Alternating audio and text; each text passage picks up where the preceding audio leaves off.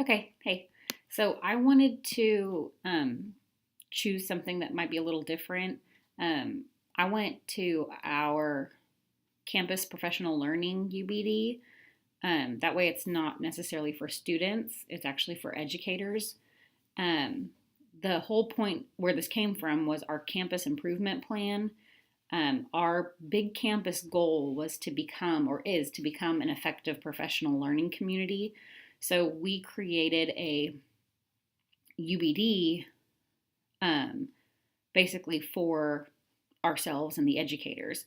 So our established goals based on that campus improvement plan that we will become an effective PLC were to identify standards-based learning outcomes, to design common formative and summative assessments, to create learning experiences, to collect and analyze data, and to close the gap, so to create interventions and extensions.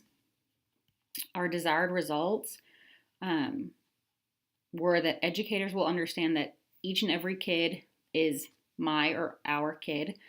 Every decision we make should be about what's best for kids, and the best goals spark each team member's desire to row rather than run. And what that means is that working in collaborative teams is more beneficial to ourselves and to all of our learners than working in isolation. And that's a lot of what was happening, is that teachers were just taking the standards and doing their own thing, never talking about success, areas of weakness. Everybody was just kind of working in isolation, or they would be working with a friend or somebody they're close to in their department, but not really being inclusive of every single person to make sure that every US history or algebra learner was being successful. Our essential questions were why PLC, or why professional learning community.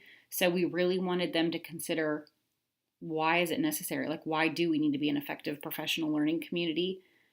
How are our kids benefiting from the work of our collaborative teams? How are we as a collaborative team connecting to the professional learning community? And how does what I am doing impact what we are doing? And a lot of that came with teachers still have the freedom to create their own and design their own learning experiences. But how does what I'm doing as an individual possibly impact what we are doing? So if I create a learning experience and my kids are not very successful, but the teacher across the hall that's teaching the same thing creates another learning experience and their students are successful, how can we come together and make sure that all learners are getting the same amount of content, reaching the same levels of mastery as their peers? And our key knowledge and skills that teachers will acquire as a result of this unit, instead of students will be able to, we have educators will be able to.